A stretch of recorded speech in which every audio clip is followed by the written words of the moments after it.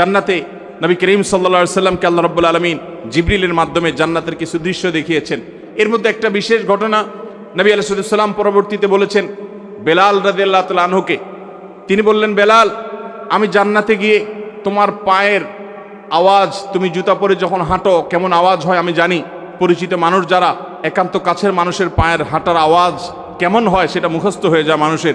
নবী সাল্লাল্লাহু আলাইহি সাল্লাম বলেছেন, বেলাল, আমি জান্নাতে আমি দেখেছি যে আমার আগে আগে তুমি হাঁটছো এরকম মনে হচ্ছিল এবং তোমার পায়ের জুতার আওয়াজ আমি শুনতে পেলাম। বেলাল, আমাকে বলো তুমি কি আমল করো?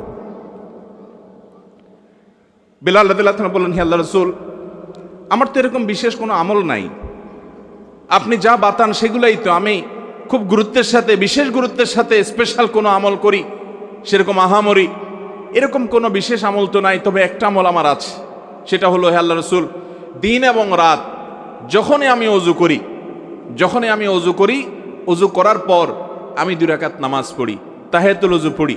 এটা আমি কখনো ছাড়ি না। নবী করিম সাল্লাল্লাহু আলাইহি সাল্লামের আর বুঝতে বাকি ছিল না তার এই বিশেষ স্পেশাল আমল, যেটা হয়তো আমরা অনেকেই আজকাল করি না। বিশেষ করে আমাদের সমাজ থেকে তাহিয়াতুল ওযুয়ে নামাজ বিলুপ্ত হয়ে গেছে, এই সুন্নত আজ হারিয়ে গেছে। আমরা ওযু করার পর 2 রাকাত নামাজ পড়ার বেশিরভাগ মানুষ অভ্যস্ত না। তাহিয়াতুল ওযু তো পরের কথা, তাহিয়াতুল মসজিদও আমাদের সমাজ থেকে হারিয়ে গেছে। মানুষ মসজিদে চলে যায়, ধাপ করে বসে যায়, অথচ নবী সাল্লাল্লাহু আলাইহি সাল্লাম বলেছেন, ইদা দাখালা আহাদুকুমুল মাসজিদা, তোমাদের কেউ যদি মসজিদে প্রবেশ করে, ফালা ইয়াজলিস হাত্তা ইউসাল্লি রাকাতাইন, তাহলে সে মসজিদে ঢুকে যেন 2 রাকাত নামাজ পড়া ছাড়া না বসে। নবী করিম সাল্লাল্লাহু আলাইহি সাল্লাম এত গুরুত্ব দিতেন। এক ব্যক্তি এসে বসে গেছে, তিনি তাকে বলেছেন, তুমি কি 2 রাকাত নামাজ পড়েছ? লোকটি বলেছে, না পড়ি নাই। নবীজি বলেছেন, কুম, দাঁড়াও, তুমি 2 রাকাত নামাজ পড়ো, তারপরে বসো। আল্লাহর ঘরের সম্মানার্থে গিয়ে বসতে হলে তুমি 2 রাকাত নামাজ পড়বে, তারপরে গিয়ে বসবে। এই তাহিয়াতুল মসজিদ আমাদের সমাজ থেকে হারিয়ে গেছে। আর তাহিয়াতুল ওযু, এটা তো আমরা অনেকে জানিও না, যে যতবার আপনি ওযু করবেন, ওযু করার পর কোনো কথাবার্তা অন্যান্য কাজকাম করার আগে, ওযু করার পর দ্রুততার সাথে আপনি কিবলামুখী হয়ে 2 রাকাত নামাজ পড়ে ফেলবেন। এটা ওযুর সম্মানে, এটাকে তাহিয়াতুল ওযু বলা হয়। বেলাল রাদিয়াল্লাহু তাআলা আনহুর এই আমলটির কারণে নবী সাল্লাল্লাহু আলাইহি সাল্লাম তার পায়ের আওয়াজ জান্নাতে শুনতে পেয়েছেন। এই আমলটা আমরা শুরু করবো তো ইনশাআল্লাহ। আল্লাহ আমাদেরকে আমল করার তৌফিক দান করুন। নবী করিম সাল্লাল্লাহু আলাইহি সাল্লাম জান্নাতে এরকম আর অনেকগুলো দৃশ্য দেখতে পেয়েছেন। আমরা এরপরে জানবো যে নবী করিম সাল্লাল্লাহু আলাইহি সাল্লাম মেরাজ শেষ করে, মেরাজের প্রাককালে, মেরাজের মধ্যে নবী সাল্লাল্লাহু আলাইহি সাল্লামের জীবনের সবচেয়ে বড়, মেরাজের পুরো সফরের মধ্যে সবচেয়ে বড় ঘটনা কোনটা ঘটেছে? সবচেয়ে বড় ঘটনা ঘটেছে আল্লাহর পক্ষ থেকে সালাত বা নামাজের যে বিধান দিয়েছেন মেরাজে, এটা ছিল তার মেরাজের সবচাইতে ফোকাস পয়েন্ট, সবচাইতে গুরুত্বপূর্ণ ঘটনাবলীর অংশ। আল্লাহ রাব্বুল আলামিন নবী করিম সাল্লাল্লাহু আলাইহি সাল্লাম যখন আল্লাহর কাছে গেলেন, আল্লাহর প্রশংসা ইত্যাদি নিবেদন করলেন, আল্লাহর কুদরত অবলোকন করলেন, আল্লাহর শুকরিয়া আদায় করলেন। তিনি যখন ফিরে আসছেন আল্লাহর অনুমতি নিয়ে, তখন আল্লাহ রাব্বুল আলামিন নবী করিম সাল্লাল্লাহু আলাইহি সাল্লামকে 50 ওয়াক্ত নামাজ দিলেন, যে যাও তোমার উম্মতের জন্য 50 ওয়াক্ত নামাজ দেয়া হলো। প্রতিদিন রাত দিন 24 ঘন্টার ভিতরে 50 বার তারা নামাজ পড়বে, এটা ফরজ করে দেওয়া হলো, তুমি এটা নিয়ে যাও। নবী আলাইহিস সালাম এটা নিয়ে আসছিলেন। প্রতিমধ্যে তার সাথে ষষ্ঠ আকাশে মুসা আলাইহিস, পঞ্চম আকাশে মুসা আলাইহিস সালামের সাথে সাক্ষাৎ। মুসা আলাইহিস সালাম বললেন যে আমি বনি ইসরাইলের নবী হিসাবে, তাদের দায়িত্বশীল হিসাবে আমার অভিজ্ঞতার আলোকে বলছি, তোমার উম্মত দিন এবং রাত 24 ঘন্টার মধ্যে অন্যান্য কাজকাম সব করে এর ফাঁকে আবার 50 বার নামাজ, এটা তারা পড়তে পারবে না, এটা তাদের জন্য কষ্টকর হয়ে যাবে। অতএব তুমি আল্লাহর কাছে গিয়ে এই নামাজ একটু কমায় আনো।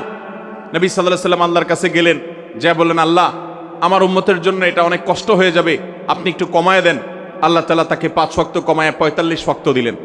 এরপরে আবার আসলেন, মুসা আলাইহিস সালামের সাথে সাক্ষাৎ, তিনি আবারও বললেন একই কথা, আবারও নবীজি ফিরে গেলেন, আল্লাহ তাআলা আরো 5 ওয়াক্ত কমায় দিলেন। এভাবে কমাইতে কমাইতে 9 বার আসা যাওয়া হলো এবং 5 9 45 ওয়াক্ত নামাজ কমানো হলো, থেকে গেল 5 ওয়াক্ত। এরপরে নবী সাল্লাল্লাহু আলাইহি সাল্লাম মুসা আলাইহিস সালামের কাছে এসে বলল যে আমি আর আল্লাহর কাছে কমানোর জন্য যেতে পারবো না, আমি বিব্রত বোধ করছি, ইতস্তত বোধ করছি যে একটা বিষয় কতবার কমাবো। আর 5 ওয়াক্ত আল্লাহ তাআলা নির্ধারণ করে আমাদের প্রিয় নবী সাল্লাল্লাহু আলাইহি সাল্লামকে বলে দিয়েছেন, যাও মুহাম্মদ তোমার উম্মতকে জানিয়ে দাও, তারা যদি 5 ওয়াক্ত নামাজকে ঠিকঠাক মতো সময় মতো হক আদায় করে, সুন্দর করে আদায় করে, তো আল্লাহ রাব্বুল আলামিন তাদেরকে 50 ওয়াক্ত পড়লে যে পরিমাণ তারা সওয়াব পেত, আল্লাহ বলেছেন যে সেই পরিমাণ সওয়াব তাদেরকে আমি 5 ওয়াক্তের মাধ্যমে দেব। 5 ওয়াক্ত নামাজকে হক আদায় করে করবো তো ইনশাআল্লাহ। ওয়াক্ত মতে ইহতিমামের সাথে, ধীরস্থিরতার সাথে, সৌন্দর্যের সাথে, মনোযোগের সাথে, আল্লাহর স্মরণ সাথে নিয়ে আল্লাহ রাব্বুল আলামিনকে স্মরণ করবার জন্য আকিমিস সালাতা লিযিকরি, আমরা মহব্বতের সাথে, খুশুখুজুর সাথে মৃত্যুর আগ পর্যন্ত 5 ওয়াক্ত নামাজকে আঁকড়ে ধরবো তো ইনশাআল্লাহ। ভাইরা আমার, নবী করিম সাল্লাল্লাহু আলাইহি সাল্লামকে আল্লাহ রাব্বুল আলামিন মেরাজে ডেকে নিয়ে একান্ত কাছে নিয়ে এই 5 ওয়াক্ত নামাজ দিলেন। এই নামাজ যার যত বেশি সুন্দর হবে, সে আল্লাহর তত বড় ওলি, সে আল্লাহর তত বড় নেককার। যার নামাজ যত তাড়াহুড়ো হবে, যার নামাজে যত অবহেলা হবে, যার নামাজে যত মনোযোগ কম থাকবে, যার নামাজ সালাত যত অসুন্দর হবে, এই ব্যক্তির সাথে আল্লাহর সম্পর্ক তত দুর্বল প্রমাণ হবে। অতএব ভাইরা আমার, মুরব্বীরা আমার, আল্লাহর ওয়াস্তে চ্যালেঞ্জ হিসেবে নিতে হবে, আমরা জীবনে আমাদের জীবন যাবে, আমার প্রাণ যাবে, আমার নামাজ কখনো ছুটতে পারে। অতএব নামাজের ওয়াক্ত হবে, ইমানদার কখনো নামাজে গাফলতি করবে। নবী করিম সাল্লাল্লাহু আলাইহি সাল্লামকে আল্লাহ রাব্বুল আলামিন এই বিধানটি দেওয়ার জন্য তাকে নিয়ে গেলেন মেরাজে। অথচ এত কাছে নিয়ে আল্লাহ রাব্বুল আলামিন অন্য কোনো বিধান দেন নাই। রোজার বিধান আল্লাহ তাআলা জিবরিলকে দিয়ে পাঠিয়ে দিয়েছেন, যাকাতের বিধান জিবরিলকে দিয়ে পাঠিয়ে দিয়েছেন, হজের বিধান আল্লাহ রাব্বুল আলামিন জিবরিলকে দিয়ে পাঠিয়ে দিয়েছেন। ইসলামের অন্য সমস্ত বিধিবিধান, ফরজ নির্দেশগুলো কোরআনের আয়াত নাজিল করেছেন, জিবরিলকে দিয়ে পাঠিয়েছেন। 5 ওয়াক্ত নামাজ এত গুরুত্বপূর্ণ, এত গুরুত্বপূর্ণ যে আল্লাহ তাআলা তার নবীকে ডেকে নিয়ে গেছেন নিজের কাছে, একান্তে ডেকে নিয়ে নিজে সরাসরি এই নামাজের নির্দেশ দান করলেন। এজন্য ভাইরা দেখবেন, আমাদের প্রিয় নবী সাল্লাল্লাহু আলাইহি ওয়াসাল্লাম তার জীবনে নামাজের গুরুত্ব কেমন ছিল। তিনি যখন মৃত্যু শয্যায় দুনিয়া থেকে বিদায় নেয়ার ঠিক আগ মুহূর্ত যখন চলছে, জীবন সায়ান্নে, এরকম কঠিন একটা পরিস্থিতিতে তিনি প্রচণ্ড অসুস্থ, জ্বরে, অসুস্থতায় বারবার তিনি বেহুশ হয়ে যাচ্ছিলেন। তিনি পানি আনাচ্ছিলেন, হুঁশ আসার সাথে সাথে একটু হুঁশ ফিরে এসেছে, সাথে সাথে পানি আনালেন এবং পানি ঢাললেন, ওযু করলেন, মুখে পানি ঢাললেন, শরীরে পানি ঢাললেন, ঢালার পরে কিছুটা আরাম বোধ করলেন, আবার সেন্সলেস হয়ে গেল। এরপরে আবার যখন হুঁশ আসলো, তিনি জিজ্ঞাসা করলেন লোকেরা নামাজ পড়ে ফেলেছে কিনা। বলা হল, না আল্লাহ রসুল, সবাই অপেক্ষা করছে আপনার ইমামতিতে নামাজ পড়বে, এদিকে আপনি অসুস্থ। এই কথা বলার পর তিনি আবার সেন্সলেস হয়ে গেলেন, আবার পানি ঢালা হলো, একটু সেন্স আসার সাথে সাথে আবারও একই কথা, মানুষেরা কি নামাজ পড়ে ফেলেছে। নবী করিম সাল্লাল্লাহু আলাইহি সাল্লামকে এই কষ্টের চোটে তিনি বেহুশ হয়ে যাচ্ছেন বারবার। যখন এই পানি ঢেলে তাকে একটু আরাম দিয়ে একটু হুঁশে ফিরে আনা হচ্ছিল, হুঁশে আসার সাথে সাথে তার প্রশ্ন, সবাই নামাজ কি পড়ে ফেলেছে। এরপরে যখন তিনি মোটামুটি একটু স্টাবল হলেন, নামাজ পড়ার মতো হলেন, কিন্তু উঠে গিয়ে মসজিদে নববীতে যারা গেছেন মদিনাতে জানেন, নবীজির মিম্বর এবং তার কবর, এই কবর এবং মিম্বর, কবরটা ছিল তার বাসা, তার হুজরা, তার উম্মুল মুমিনিনদের হুজরা, আয়েশা রাদিয়াল্লাহু আনহার হুজরা, ওখান থেকে তার মিম্বর সামান্য কয়েক গজ দূরত্ব। এই প্যান্ডেলের এই মাথাও হবে না, অল্প একটু জায়গা। এটুকু জায়গা নবী সাল্লাল্লাহু আলাইহি সাল্লাম পায়ে হেঁটে নামাজ পড়ার মতো ক্ষমতা ছিল না। এত দুর্বল হয়ে গেছেন, এত অসুস্থ, বারবার সেন্সলেস হচ্ছিল। তখন তিনি আব্বাস এবং আলী রাদিয়াল্লাহু তাআলা আনহুমা, দুজন সাহাবীকে ডেকে দুজনের কাঁধে 2 হাত দিয়ে শরীরের সবটুকু ভার তাদের উপরে ছেড়ে দিয়ে 2টা পাকে মাটির সাথে টানতে টানতে, মাটির সাথে হেসরাতে হেসরাতে তিনি মিম্বরের কাছে আসলেন। কিন্তু ইমামতি করার মতো শক্তি শরীরে নাই। তিনি ইশারা দিলেন, মুরু আবু বকর ইউসাল্লি বিন নাস, তোমরা আবু বকরকে বলো ইমামতি করে যেন নামাজ পড়ায়। নবীজির সে শক্তি ছিল না। অথচ ভাইরা, মাসআলা আমরা সবাই জানি, এরকম অসুস্থ যদি কেউ হয় তার জন্য মসজিদে আসা কি জরুরি? এত অসুস্থ হলে তিনি তো বাসায় নামাজ পড়তে পারেন। কিন্তু আমাদের প্রিয় নবী সাল্লাল্লাহু আলাইহি সাল্লাম, তার কাছে নামাজ এত গুরুত্বপূর্ণ ছিল, সালাত এত গুরুত্বপূর্ণ ছিল যে বারবার হুঁশ চলে যাচ্ছে, সেন্সলেস হয়ে যাচ্ছেন, হুঁশ ফিরে আসার সাথে সাথে আবারও একই কথা, নামাজ নামাজ, এবং ইমামতি করে নামাজ পড়ার মতো ক্ষমতা নাই। তারপরেও তিনি বাধ্য হয়ে, যখন আবু বকর রাদিয়াল্লাহু তাআলা আনহু হিম্মত করছিলেন না তার পেছনে ইমামতি করার, তার সামনে ইমামতি করার, তখন নবী সাল্লাল্লাহু আলাইহি সাল্লাম নিজে ইমামতি করলেন কষ্ট করে, এবং তার পিছনে সাহাবা একরাম জামাতের সাথে নামাজ পড়লেন। নামাজের গুরুত্ব দেখেন ভাইরা আমার। খলিফাতুল মুসলিমিন ওমর ফারুক রাদিয়াল্লাহু তাআলা আনহু তাকে যখন ফিরোজ আল লুলু নামে অগ্নিপূজক নরাধম ফজরের নামাজের ইমামতি করতে এসেছেন, তিনি খঞ্জরের আঘাতে তাকে যখন পরাস্ত করল, অনেকগুলো আঘাত করেছে খলিফাতুল মুসলিমিনকে। তিনি নামাজের প্রথম রাকাত শেষ করেছেন, দ্বিতীয় রাকাতে তাকে আঘাত করে যখন জমিনে ফেলে দিয়েছেন, তখন সে ফিরোজ আল লুলু নামক অগ্নিপূজক নরাধম এই কাফের, সে পালানোর চেষ্টা করছিল। সাহাবীরা তাকে থামানোর চেষ্টা যখন করেছে, বহু সাহাবীকে সে আঘাত করেছে। বিভিন্ন বর্ণনা থেকে বোঝা যায় 7 জন সাহাবী ওই জায়গায় উপস্থিত, ওই অবস্থায় মৃত্যুবরণ শাহাদাত বরণ করেছেন।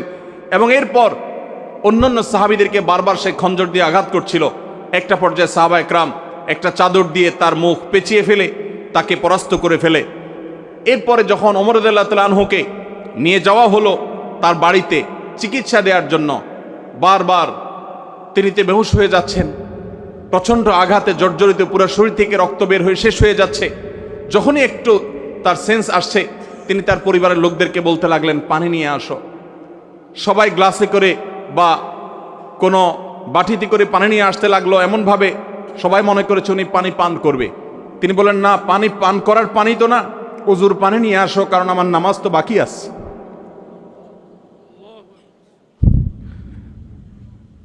ওযু করে তারপরে লোকদেরকে নির্দেশ করলেন নামাজের আয়োজন করার জন্য। ভাইরা আমার, নামাজের গুরুত্ব আজ মুসলমান আমরা বুঝি না। আল্লাহ রাব্বুল আলামিনের কাছে এটা এত গুরুত্বপূর্ণ। আপনি দাঁড়িয়ে পড়তে পারবেন না, বসে পড়বেন, বসে পড়তে পারেন না, শুয়ে পড়বেন, ইশারায় পড়বেন, ওযু করতে পারেন না, তায়াম্মুম করবেন। আপনার তায়াম্মুম করার ব্যবস্থাও যদি না থাকে, কোনো মাটি জাতীয় কিছু যদি আপনার হাতের কাছে না থাকে, তো ওই অবস্থায় আপনি নামাজ পড়বেন। সতর ঢেকে নামাজ পড়বেন।